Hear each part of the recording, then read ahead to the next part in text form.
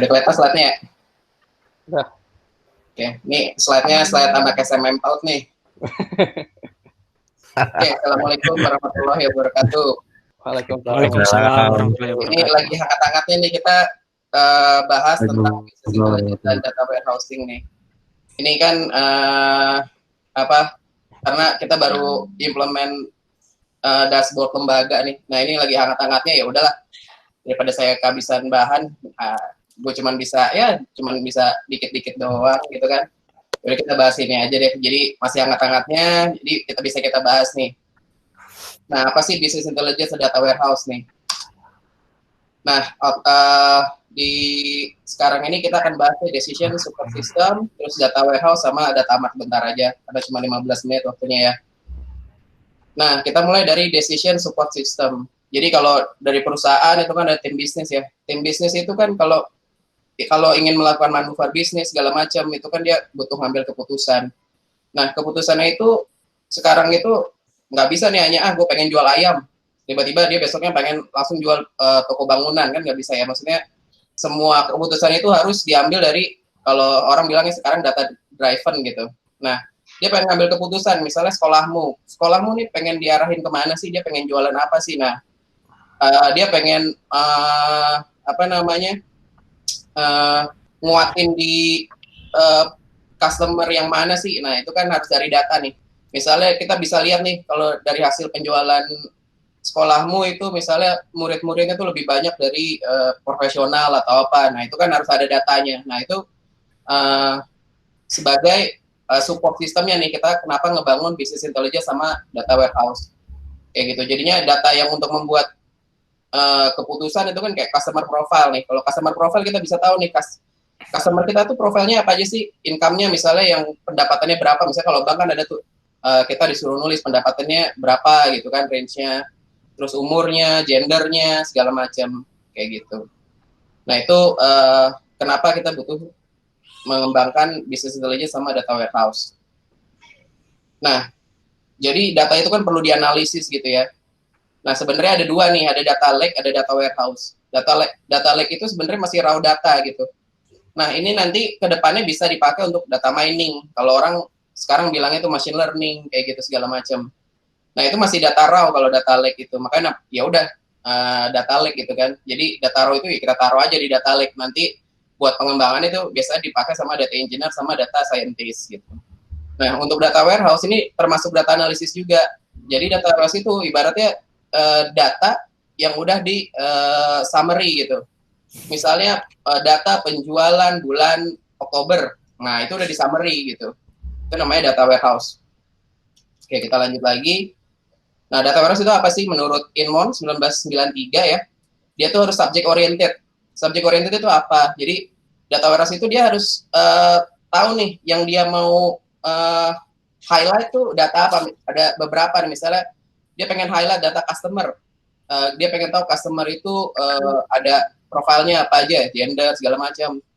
Atau dia pengen tahu subjeknya sales gitu. Nah, sales itu bisa juga nanti customer-nya profilnya apa aja nih yang banyak untuk sales itu. Nah, itu namanya subject oriented. Jadi, per subject oriented, bisa dia pengen lihat data sales, data customer, data produk kita, dan sebagainya.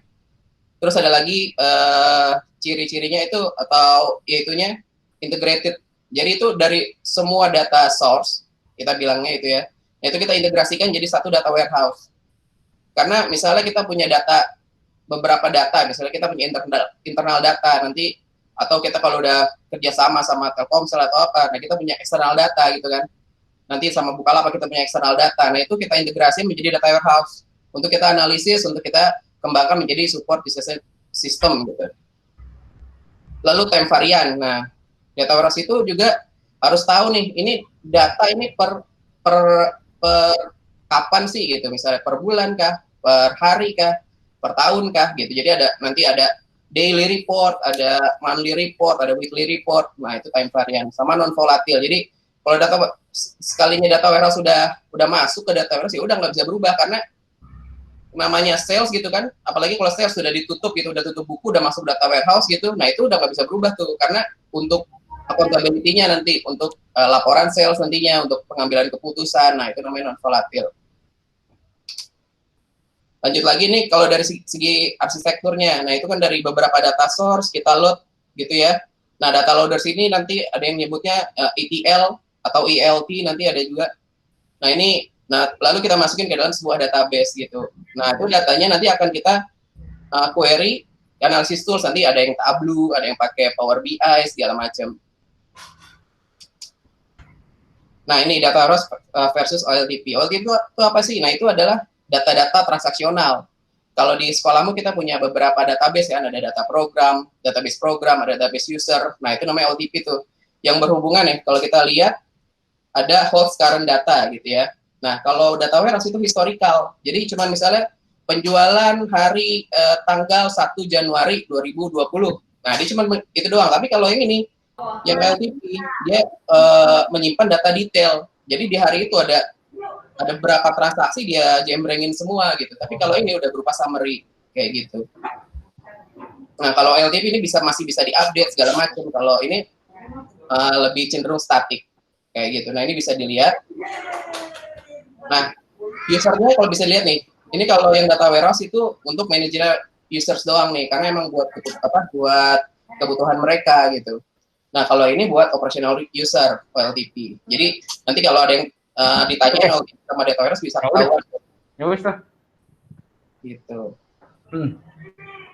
Nah, ada data mart sekarang. Data mart itu apa? Jadi data mart itu adalah bagian dari data warehouse. Jadi itu lebih detail lagi. Misalnya tim marketing ingin punya data sendiri. Nah, itu namanya data mart. Jadi data warehouse itu gedeannya. Data mart itu misalnya per divisi. Dia marketing pengen punya, finance pengen punya. Nah, itu namanya data mart nanti. Gitu. Kalau lihat di sini fokus only the requirements of one department or business function. Nah, ini star schema. Jadi untuk arsitekturnya data warehouse sendiri yang secara garis besar ada 2 star schema.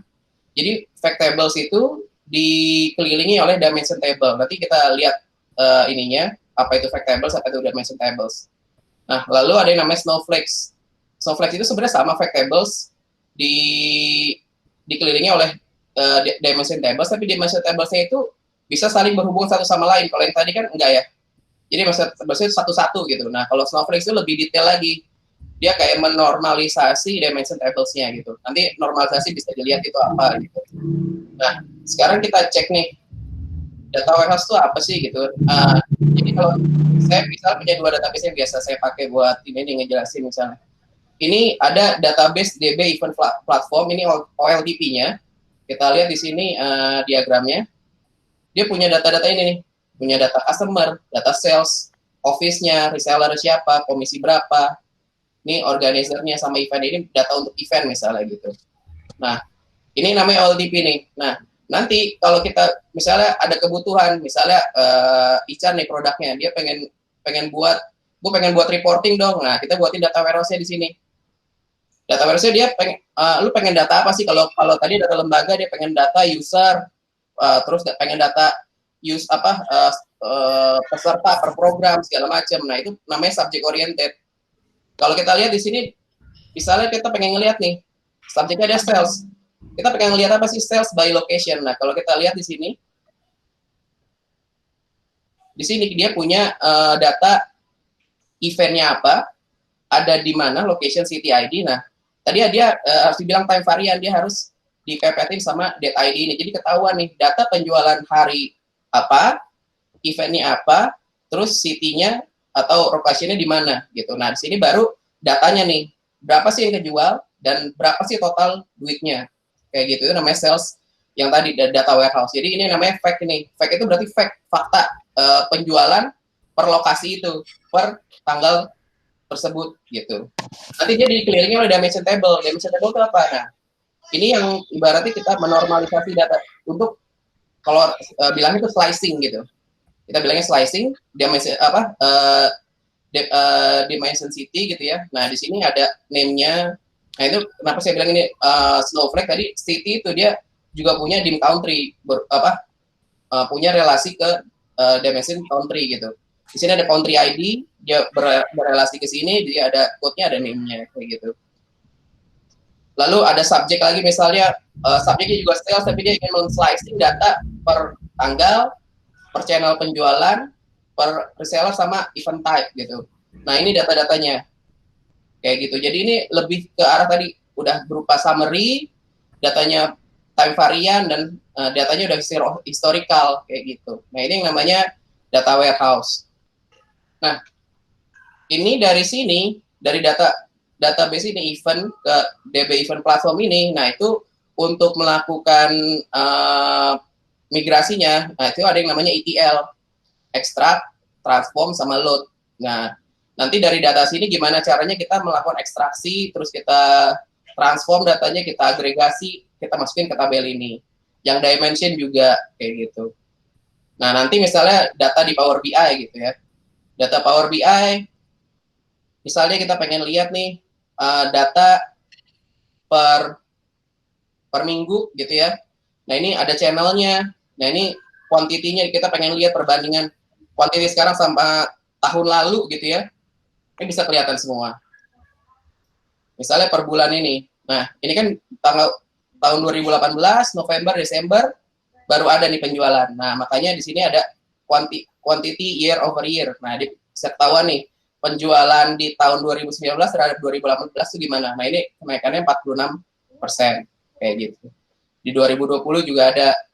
Nah, ini ternyata menurun. Ini nambah cuma 3%. Dari Januari 2020 ke terhadap Januari 2019. Nah, itu namanya bisnis intelligence sama data warehouse. Jadinya jadi kenapa kita pakai data warehouse? Nah, itu pertama kan kita udah memisahkan untuk data reporting ini sama data transaksional. Kenapa kalau kita pisahin gitu ya pertama? Nah, kalau data transaksional kita query untuk kayak gini itu bisa jadi lemot gitu salah satunya. Terus lebih enaknya data transaksional, ibaratnya kalau di bank gitu ya, itu kan cuma di retain 3 bulan. Nah, kalau data warehouse ini karena dia udah lebih kecil datanya, udah bukan data detail lagi karena dia udah data agregasi, kita bisa simpan selamanya nih. Karena datanya udah berkurang berapa, misal sehari ada 10. Nah, kita di data warehouse cuma butuh data sehari itu. Nah, cuma 10 banding 1. Nah, itu kan udah banyak banget berkurangnya gitu. Dan kolom-kolomnya juga yang kita pengenin doang, nggak semua data detail kita simpen gitu. Nah, itu untuk data warehouse. Nah, itu kebutuhannya apa? Untuk reporting. Nah, reporting ini untuk apa? Untuk si tim bisnis, tim marketing, untuk melakukan manuver-manuver bisnis untuk mengambil keputusan mereka dan segala macamnya. Oke, dari saya sih mungkin itu aja yang bisa di-sharing. Wah, udah jam segini juga. Mungkin bisa lanjut atau kalau ada pertanyaan boleh. Tapi kayaknya saya serahin aja ke Mas Reza. Oke, mungkin kalau misalnya ada pertanyaan lebih lanjut bisa after this ya, bisa langsung kontak ke Mas Afif. Tapi ini bagus buat yang dari sisi reportingnya. Mungkin nextnya bisa ngomongin yang data analytics-nya tuh Mas, buat kalau tadi kan deskriptif, nanti udah lebih ke deskriptif sama preskriptifnya.